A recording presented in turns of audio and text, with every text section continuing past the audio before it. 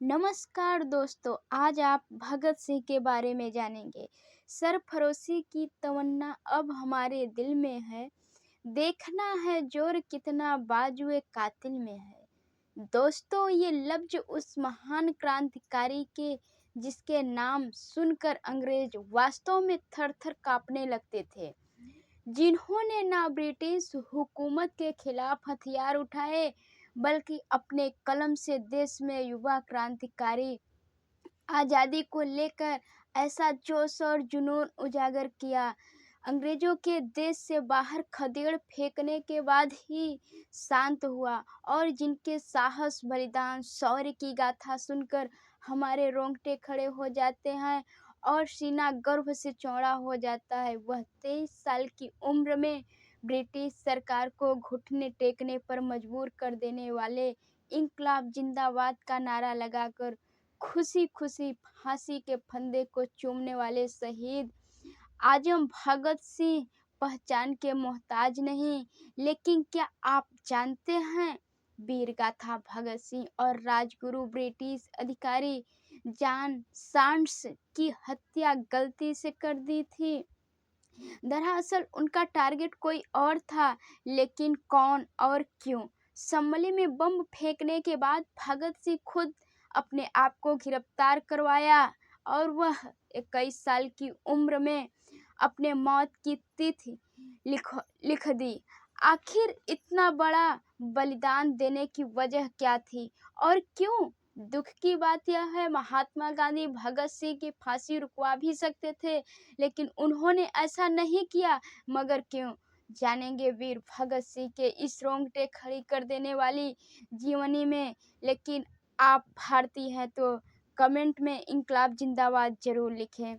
27 सितंबर 1907 पंजाब के कल्याणपुर जिले बंगा गांव में रहने वाले एक सिंह परिवार में भगत सिंह का जन्म होता है।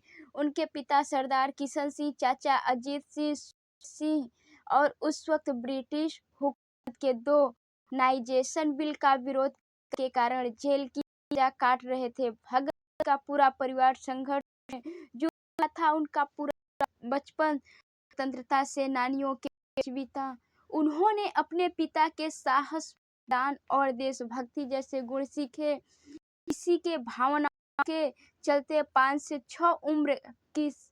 से 6 साल की उम्र में अपनी माँ विद्यावती कौर से कहा था ब्रिटिश हुकूमत के प्रभाव से गांव के स्कूल में नहीं पढ़ूंगा, बल्कि उन्होंने दयानंद एंग्लो वैदिक स्कूल ज्वाइन किया, जिसकी जड़ें महान ऐतिहासिक से जुड़ी थी। उन्होंने 10 साल की उम्र में अपनी कक्षाओं के अलावा 50 पुस्तकें और भी पढ़ी, जिनका विषय आज़ादी, स्वतंत्रता, क्रांतिकारी विचारधाराओं से जुड़ा था।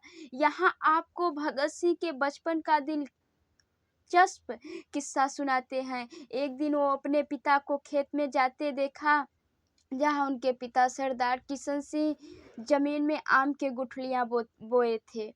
तभी भगत सिंह उनसे सवाल किया, क्या आप क्या कर रहे हैं? तभी उनके पिता ने कहा, बीज बो रहा हूँ जो आगे चलकर पेड़ बनेगा, बहुत सारे आम खाएंगे। तो सुनकर भगत सिंह अपने घर की ओर चल दिए और एक पुरानी बंदूक लेकर आए और जमीन में गड्ढा करके दफनाए। तभी उनके पिता ने उनसे सवाल किए, तुम क्या कर रहे हो?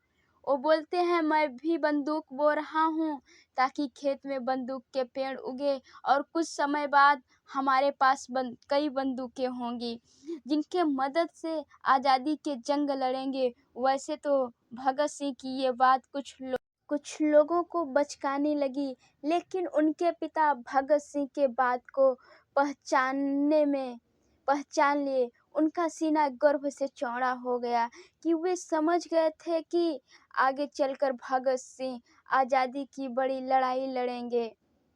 वे साल 1919 आते आते 12 साल के लगभग सोशल, टेक्निकल और 100 से ज़्यादा पुस्तकें पढ़ी थी और वे अपनी उम्र के बच्चों से ज़्यादा समझदार थे, लेकिन वे आज़ादी को असली महत्व 13 अप्रैल 1919 के दिन जलियांवाला बाग में आंदोलन कर रहे मासूमों पर अंग्रेजों ने फायरिंग कर दी और निकलने का रास्ता बंद कर दिया था।